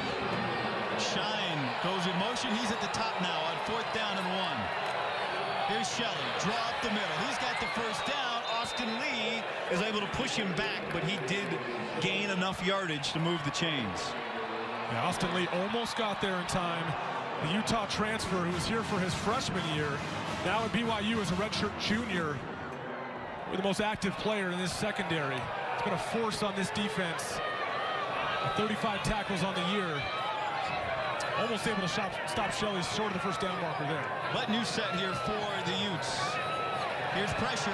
In trouble. Shelley somehow escapes it and gets more and just got clipped enough by Butch Powell to fall shy of the first down, but he turned nothing into something there. Yeah, they get some vertical routes here. They're trying to take a shot down the field. You see up front, number 54, Merrill Taliauli, is able to beat the center and disrupt the play and not allow Shelley to stand in there long enough to throw the ball down the field. Second down and 1. Here is Shine, runs into his own man and then powers forward for the first down. He put his helmet into the ribcage, I think, of Jordan Angasiva, the right guard, who was able to hold off defenders long enough to give Shine time. There seems to be always somebody from that BYU front that gets there to disrupt the initial part of the run. That time it was Uriah Leataua, who shoots off the weak side, changes the direction of the runner for no gain. First down and moving with some rhythm now. Shelley, long throw, broken up. He was looking for Enos Keenan Ellis, the redshirt freshman, there to disrupt and, at least for the moment, stop this Utah movement. Trying to throw the hook route out to the perimeter. Good job breaking on the football and breaking that up. The guy earlier in the game, we talked about Jalen Dixon and what he did last week in the snow against Colorado. Saw him take a shot to him earlier. We just haven't really seen a whole lot of him tonight either.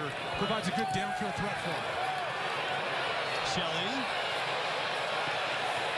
He's going to run it. And he's going to safely take it out of bounds. And it'll bring up third down. And about 4. Taki doing the chasing. But a BYU player is down for an injured player back near the line of scrimmage, and that is Corbin Kafusi, who has played one heck of a football. Late in the year in rivalry games like this, we're seeing it right there. Look at that energy. And to force these guys to get a stop. Utah's first trip to the red zone today. They've been so good at getting points. 10 straight red zone trips dating back to last week where they've gotten points. Here's the pitch to TJ Green. He's got a first down, cuts it back, still on his feet, dives forward to the 10-yard line. First trip into the red zone tonight for Utah. The Utes have not scored an offensive touchdown, have not scored an offensive point in this game. They had a field goal block, the only points coming on a Julian Blackman pick 6 at the beginning of the second half. I'd like to see Utah try to get some of their bigger weapons in the game too, especially in this part of the field. Cole Fotheringham, the 6'4" tight end. Brant Keithy, the 6'2" tight end. Not on the field now, but those guys are bigger weapons that can be red zone targets for Jason Shelley. But Samson Nakua he's in the slot. They're going for him. There, he's got it. Touchdown, Utah.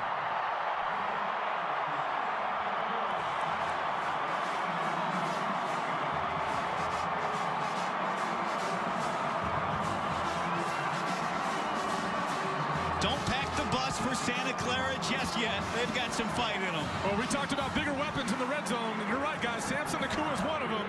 6'3", 195 pounds. Eerily similar to the touchdown he had last week, which he went up and snagged one-handed in the snow at Colorado. They find a similar play today for 6 points. What a great drive. It had 5 first downs. They had 5 first downs in the entire game coming into this drive. Samson Nakua at the bottom of your screen just gets up, and they like matchups in this part of the field.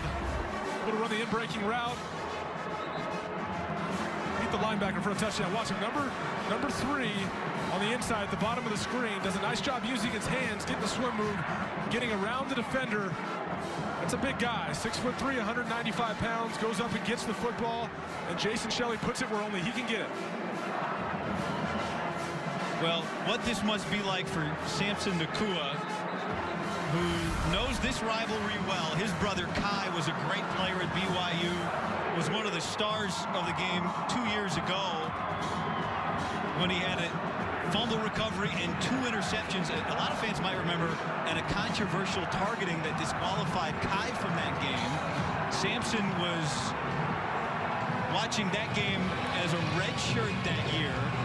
Kai's career finished as BYU's all-time interceptor, and you wonder if somewhere Kai Nakua's wearing a red tonight. Well, Samson Nakua is their leader in touchdown receptions on the year. That's his 5th of the year. It's the best thing that offensive coordinator Troy Taylor has done tonight is isolate him on that defender and allow him to go up and make a play.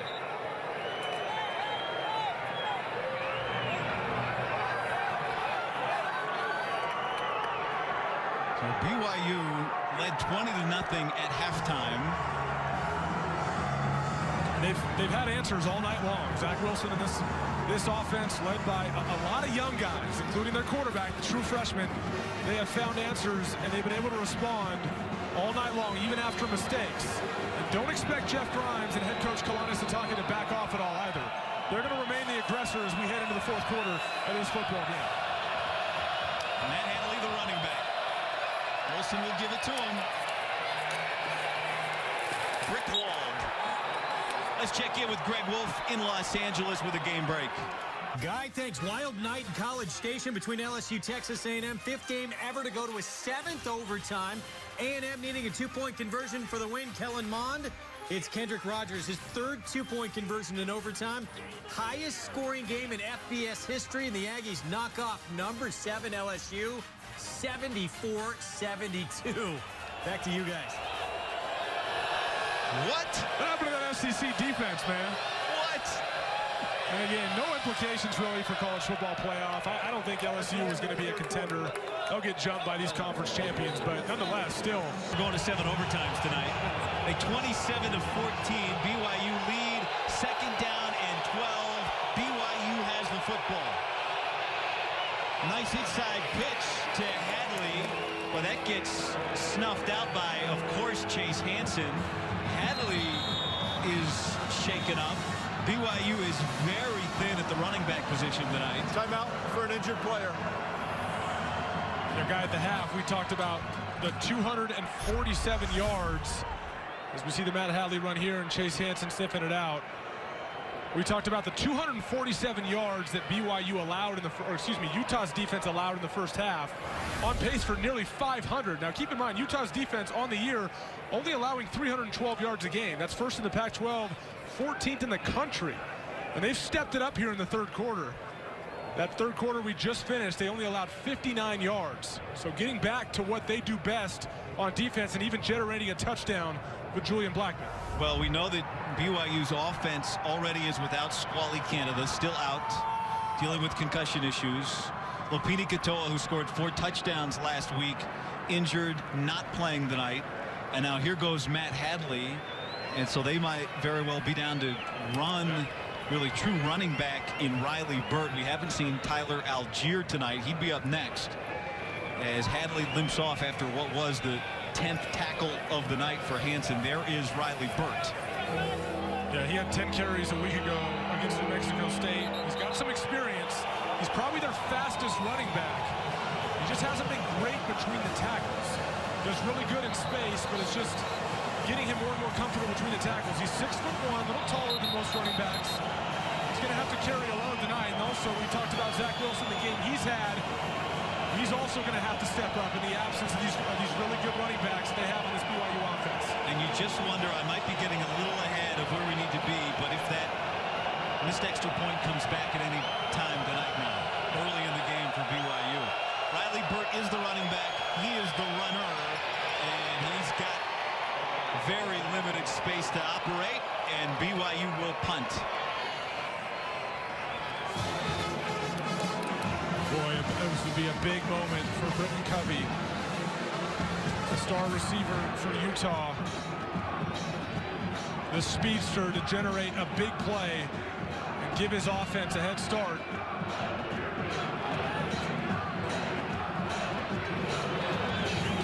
Brent Ullman will punt it to Covey, who had a punt return for a touchdown as a freshman. He was an All-American.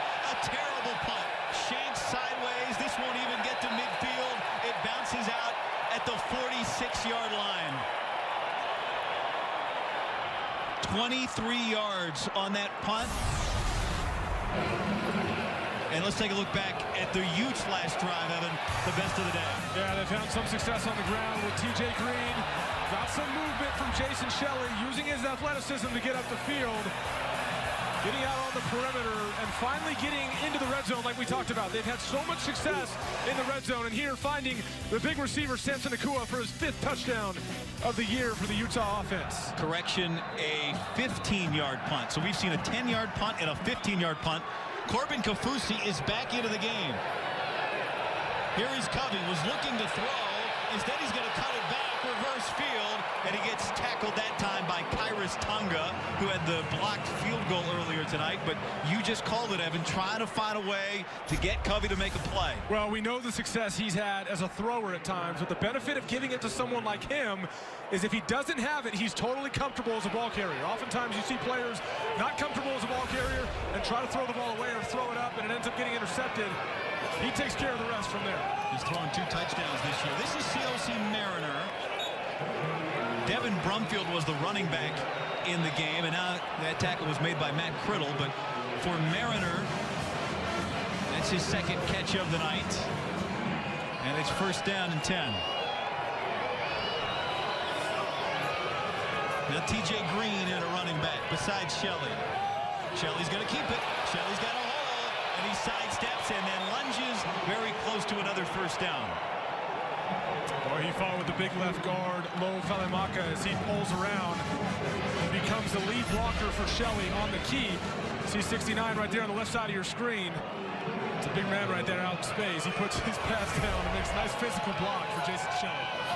Here's Green. Huge hole. Kaufusi knocks him off balance and to the ground. And you can see Corbin Kaufusi, 90, laboring for what this game must mean to the Kaufusi family. 2 sets of brothers on the team. His dad and his 5 uncles all played in this game, the BYU-Utah rivalry. Utah offense has found some answers here. Only 86 yards in the first half. Already at 105 here in the second half. Shelley into the flat Covey, but he slips down at the 15 after a short gain. But again, we talked about the red zone success they've had all year long. They're 1 for 1 tonight in the red zone. Had that Samson Nakua touchdown. And here they are again inside the red zone. 90% on the year at finding points.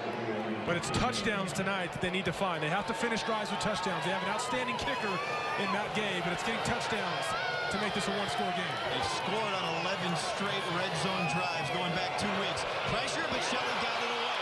Covey slips 1 tackle, but can't get away from the 2nd tackler, Tanner Jacobson.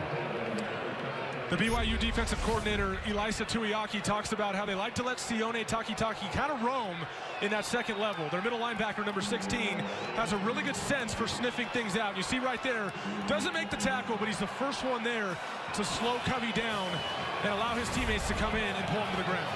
Samson Nakua, who just caught the touchdown that you referenced a moment ago, is in the game. He's at the slot to the bottom on 3rd down. Shelley looks the other way, throws to the back corner, and he just can't bring it down, but a flag. And he's letting Lee hear about it.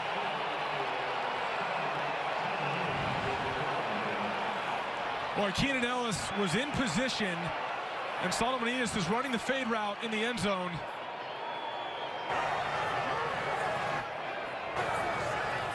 Pass interference, defense, number 30. The foul occurred in the end zone. By rule, the ball will be placed at the 2-yard line. Automatic 1st down. There was some hand fighting going on there, and he holds on just a little bit too long on Solomon Enos. We'll see right here. Tries to locate the ball, but just is a little too physical and holding Solomon Enos back. And Armand Shine for the touchdown. Hold on now. They got a tight grip on the key to the state. They're not ready to give it back. The Utes once trailed by 20.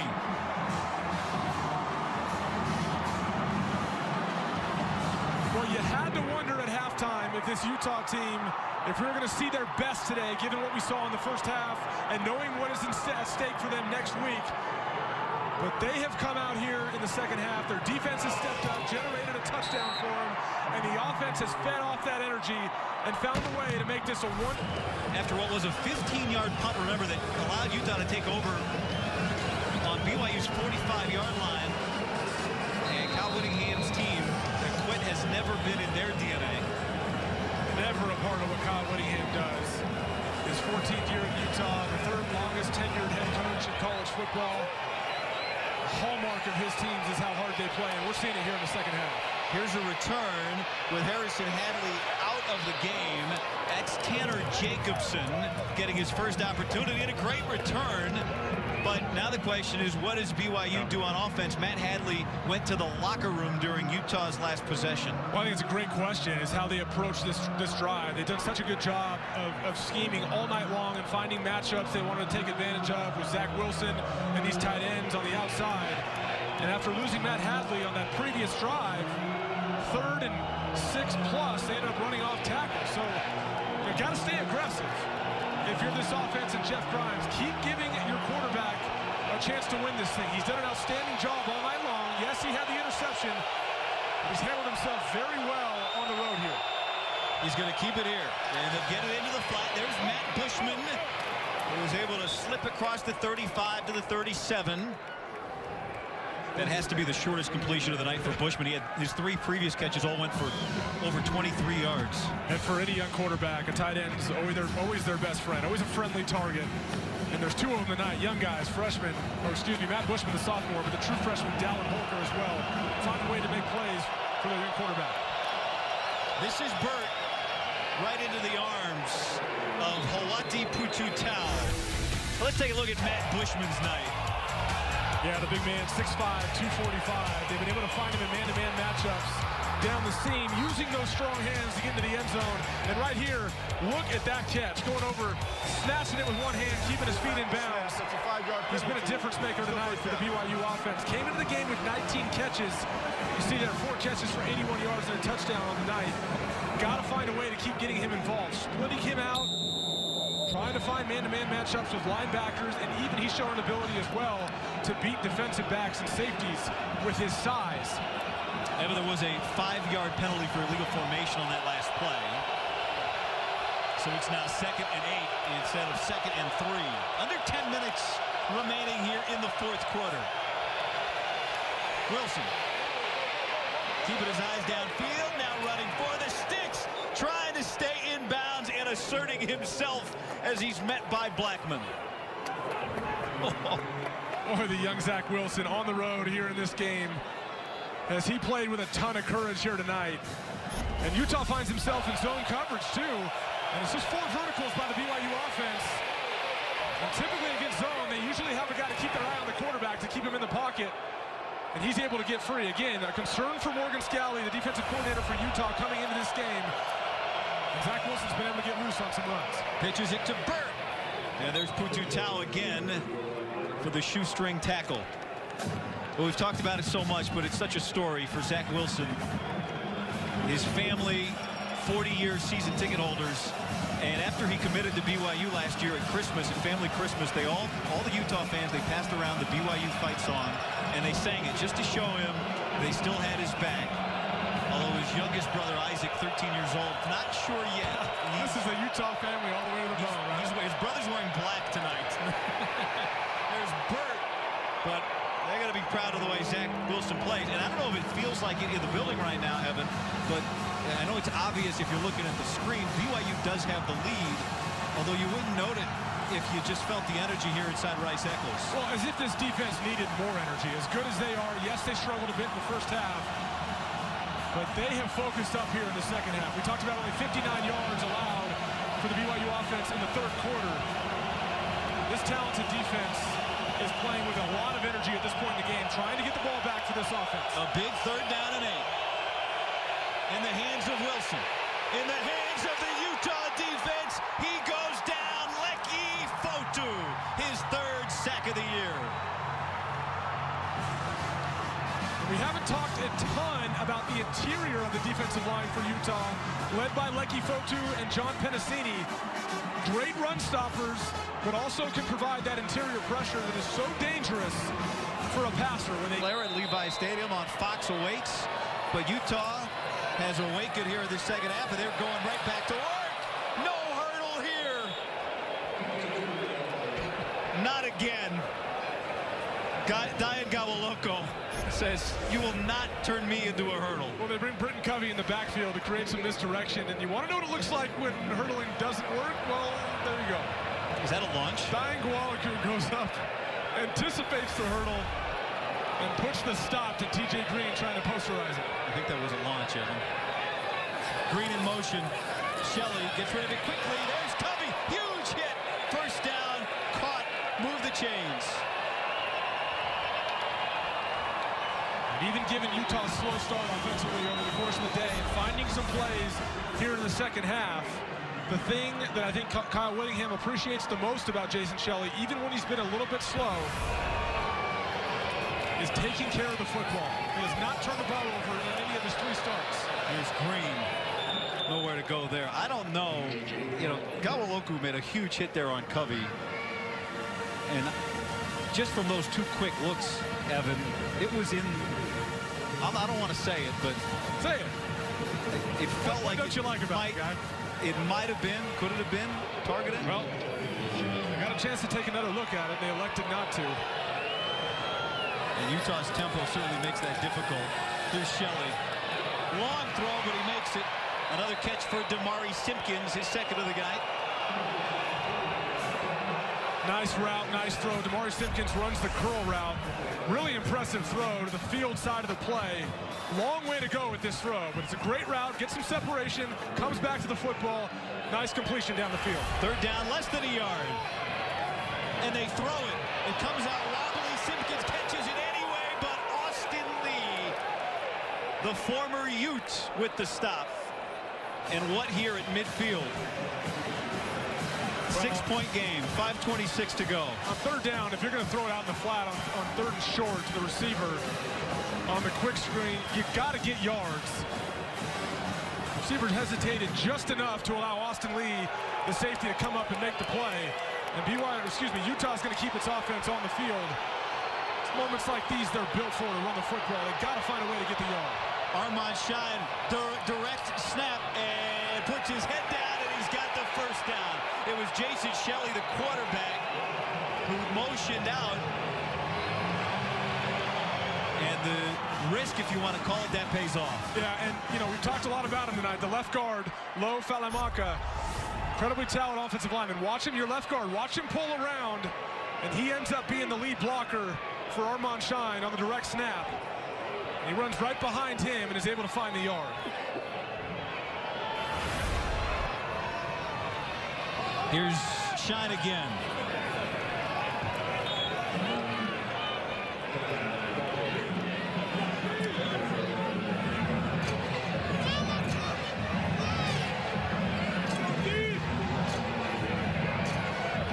And this clock feels like it's moving on turbo, doesn't it? All of a sudden.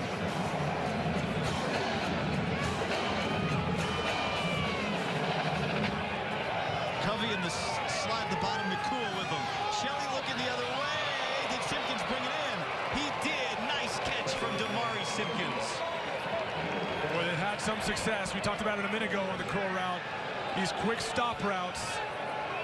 Jason Shelley feels really comfortable with those throws. Offensive coordinator Troy Taylor knows that this is kind of his bread and butter, is pushing up the field, stop, and throw it on that back shoulder where only Damari Simpkins can make the play.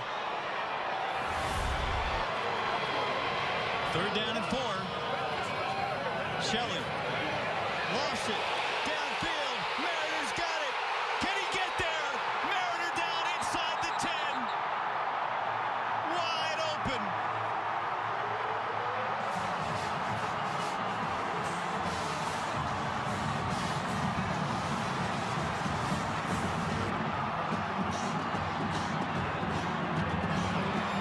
And Utah hurries after the 37-yard pickup. Armand Shine back onto the field. Here's Shine. Plowing his way.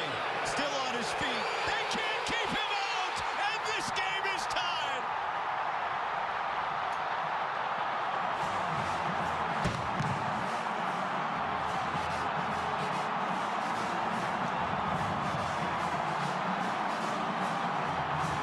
Well, what a sequence chunks of plays. Siosi Merritt, the wide receiver, is able to break free in the secondary. I didn't think Jason Shelley was going to see him. He held on to it just long enough and took his eyes down the field and was able to locate the receiver to set up the physical run by Armand Shine.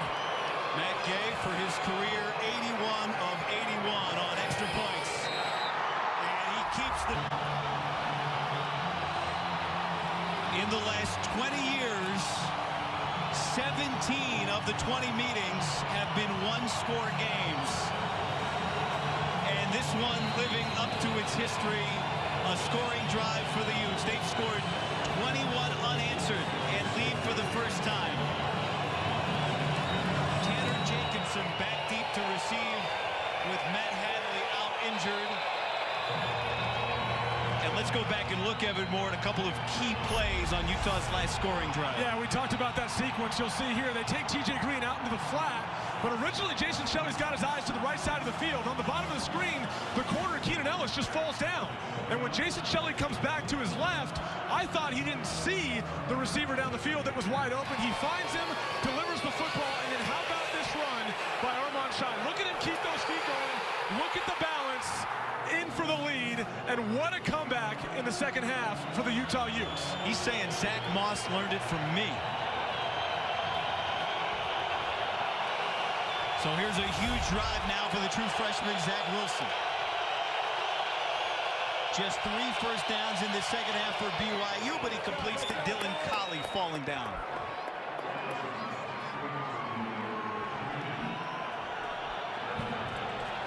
All 3 timeouts for both teams. What kind of finish do we have here? This series has seen just about everything. Braden L. Bakri is in the game at the fullback position. And he'll take the pitch. A nice little audible. And he gets near a first down. His first catch of the night. We mentioned Hadley out. Katoa already out. Canada already out. The running back group is very thin. Yeah, it's been a running back group by committee. We know Squally Canada was never playing tonight. He's been out for a while, but most of this committee has been lost, and it comes down to this freshman quarterback and what he's done tonight, playing with a ton of confidence in the first half. He's got to find a way to make a play here late in this game. 3rd down and 1.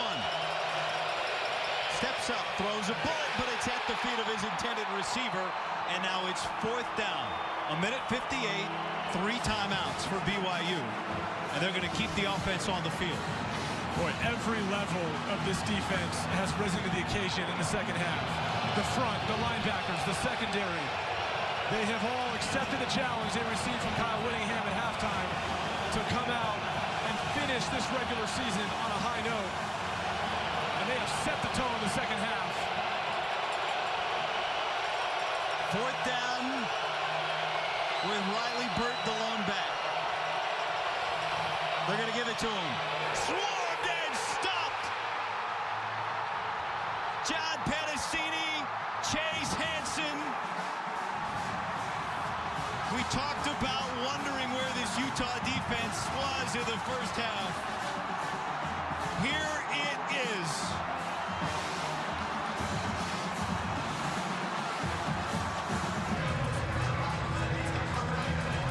32 degrees here in Salt Lake City with 1:53 remaining.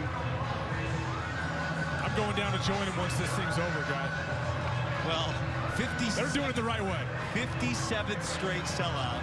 If you've never been to Rice Eccles here in Salt Lake City, find a way to make it happen. One of the most special environments in college football. This place is rocking. Trying to make it 8 wins in a row against BYU.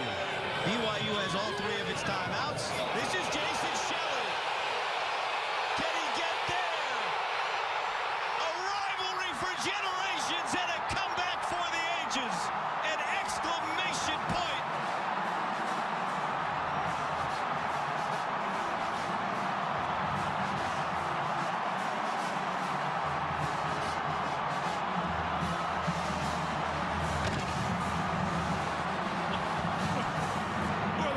Utah team has played the second half.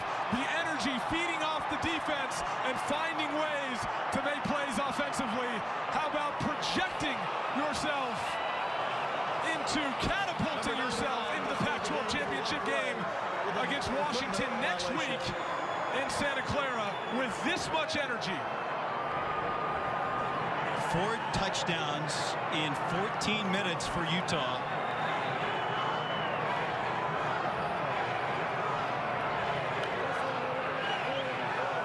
We wondered if anyone would be looking past this game to that Pac-12. Well, sure did look like it in the first half. And the concern there is, hey, we limp basically into the Pac-12 title game. Not much momentum, and I think Kyle Whittingham, he's a good enough coach to understand the dangers of that. And boy, does he have his team come out firing in the second half. And what a way to head out into the Pac-12 title game. If you watch here, this is Henry. He keeps it, makes the move on the defensive end, and we see his athleticism on full display with a stiff arm on Diane Gwalaku for the touchdown. What an environment here, guy. I'm honestly surprised the crowd didn't end up on the field with 143. I'll tell you this, we feel the press box shaking up here, I can tell you that. It's a red out here in Salt Lake City, and that man right there, Kyle Whittingham, the 3rd longest tenured coach in college football behind Kirk Ferentz at Iowa and Gary Patterson at TCU. And his program has just been a beacon of stability. The brand of football they play since joining the Pac-12, the most consistent team in the South from a win count standpoint, just had yet to win the South. And got it done this year in the face of adversity and injuries. They find themselves coming off a big rivalry win and a date with the Washington Huskies next week in Santa Clara at Levi Stadium. 28 unanswered points for Utah. That'll be another fun one, too. Here on Fox, get a chance to watch these Utah Utes face off. A chance to go to a Rose Bowl against the Washington Huskies. They've been to a Sugar. They've been to a Fiesta. They've never been to a Rose. Friday on Fox, the Pac-12 champion will be crowned. Utah and Washington. Then on Saturday, number 10 Ohio State for now.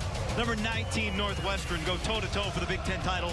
Coverage begins at 7 Eastern Friday and Saturday on Fox and the Fox Sports app. The question is, where will Ohio State be ranked next week? Meanwhile, this was the first meeting between the two. It was the the conference season opener for Utah. Back week 3, Washington won. Yep. And this Utah team is a different team than we saw earlier in the season. They really hit stride against Stanford, winning 6 of 7 at that point. Had some red zone miscues against against Washington here in this stadium. Got to believe, and again, we talked about the importance of this game from a rivalry standpoint, but the momentum it creates to go find a way to get to your first Rose Bowl. But this thing is not over yet. All 3 timeouts for BYU, 8-point game, and Wilson gets the ball to Bushman, and BYU will use its first timeout. Let's not write off the Cougars just yet. Now, all that conversation we had still applies, regardless of this result. This is a 30-second timeout, 30 seconds. But how did Utah get here? Well, it started with defense. Yeah, it did. Julian Blackman driving on that football, making that play, taking it all the way back for the touchdown. That was the spark they were looking for, especially to give their offense some momentum. Here, Samson Nakua on the touchdown. The big 6'3" receiver going up and getting the football. And it's been Armand Shine with a couple physical runs. We see right here, keeps his feet, is dead to rights right there by Sione Takitaki, but is able to stay on his feet and make a play. And again, it starts with the tone that was set by this defense in the second half. It's a special group, one of the best in the country all year long. And this offense has fed off that and find themselves up 8. Defense with a chance to close it out here late. Now, no one would dare suggest they scored too fast. Would anyone? Well, you know, we talked earlier about the success that Zach Wilson has had today, especially with these matchups on the outside with his big tight ends. You see Matt Bushman at the bottom of the formation with his hand on the ground. Trying to find a way to get him down the field in one-on-one matchups. Here's 3rd down. Pressure. Wilson under it. Gets away. First down. Slides to stop the clock momentarily as they move the chains. 1:05 remaining.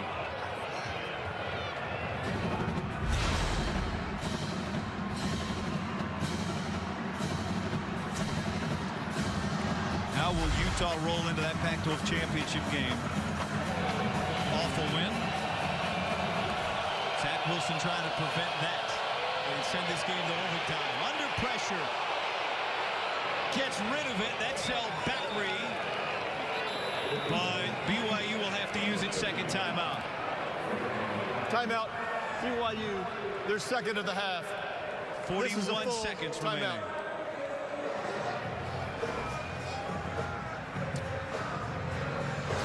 With the game clock operator, please put 44 seconds on the game clock. Coming up Thursday on Fox, the high-flying Saints and the Dallas Cowboys meet.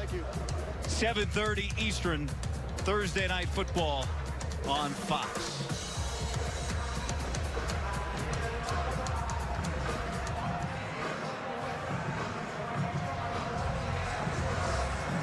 Correction, BYU has opted for a 30-second timeout. 30 seconds. All right, so second down and about 5 coming up here. When they've needed a big play, they've gone to Matt Bushman, the tight end.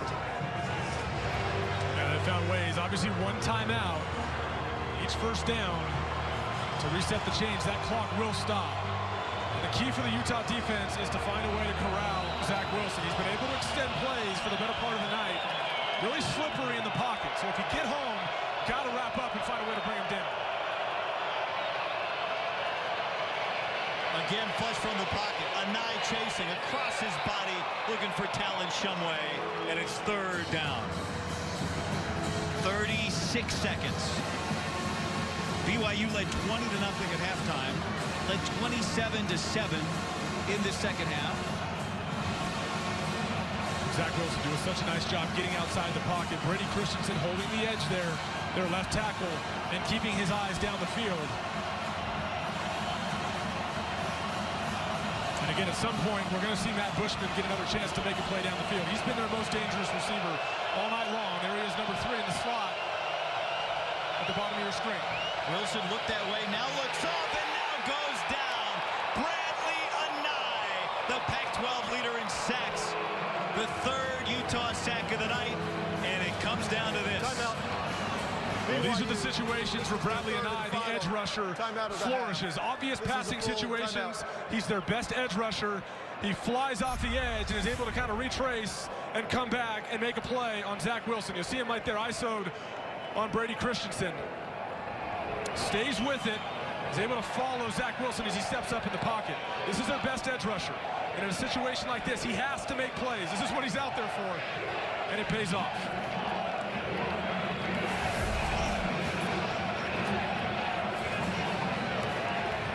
There have been so many wild finishes in this series, but one constant has been the games have been close. The last 5 have been one-score games. Utah, we thought, offensively half asleep in the first half, but they have awakened, and now a 4th and 7. And we've talked about the mobility of Zach Wilson, 73 yards rushing on the day.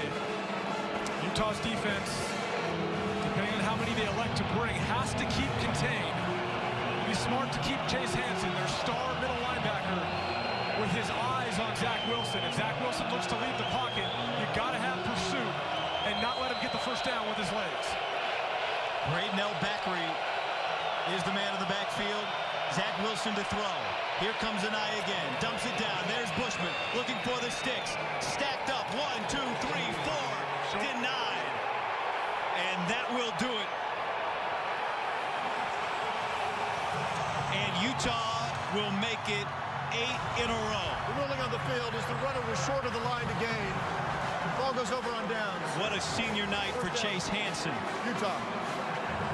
And what a tackle in the open field as well. Is under further review. Let's take a look at where the spot is. That's a big man in Matt Bushman, 6'2", 6'5", 245, trying to get up the field and push that weight forward. And the Utah defense swarms. Now, it was the stunt up front. Bradley Anai runs a little bit of a game with the defensive tackle and is able to speed things up for Zach Wilson, not allow him to get out of the pocket. He's forced to dump it off to Matt Bushman. And the defense makes a nice tackle for a stop.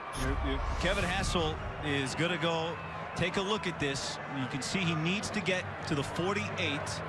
The ball needs to get to the 48, Evan. Across the 48, so across midfield. It's Utah's 48 it needs Correct. to get to. Yep. Difficult to tell whether he's short. That ball does not get past the 48-yard line. And it's the pursuit of all those red jerseys. He looked like his momentum was going to carry him there. And adding onto that pile is what stops him short. This is going to be confirmed. I think this is it. Well, this will make it 18. After further review, the ruling on the field is confirmed. The runner was short of the line to gain. First down. 18 of 21 meetings now between the two, single score. Well, this one's really going to hurt for BYU. Yeah, it really will. You know, you got to tip your hat to Jeff Grimes and the job he did early on with this young quarterback on the road in this environment. But the second half, the story was about the Utah defense and the spark they provided. This is a defense that has 25 tackles for a loss over the last 2 weeks. You want to talk about being disruptive. This defense is the definition of disruptive, and they changed the game here tonight, gave their offense the energy for the win in this rivalry game. So Utah has now won 8 in a row against BYU. They can celebrate this and get ready for the Pac-12 championship game. Their first appearance in it on Friday night against Washington. What do you think lies ahead there? It'll be a good one. Two very, very good defensive teams. Obviously, Washington flying high off of their Apple Cup win last week. But what you gotta love is what's at stake. Both of these teams will meet in Levi Stadium next week for a chance to go to the Rose Bowl. The granddaddy of them all, guys, and it doesn't get much better than that. Well, all you can ask for is a chance. All you can ask for is a chance. But with that carrot ahead, how impressive is it? And this tells you everything you need to know about the rivalry. Utah didn't have to win this game. It doesn't affect whether they go to the Pac-12 title or the Rose Bowl. And yet, look at this celebration. This game matters to everybody. And it mattered to BYU as well. That you got to applaud the effort of this team. Came in with 6 wins, already bowl eligible, did a lot of really, really good things tonight. I think the future is bright for Kalani Sitake and Jeff Grimes as they rebuild this offense with their young quarterback, Zach Wilson, a really, really impressive player.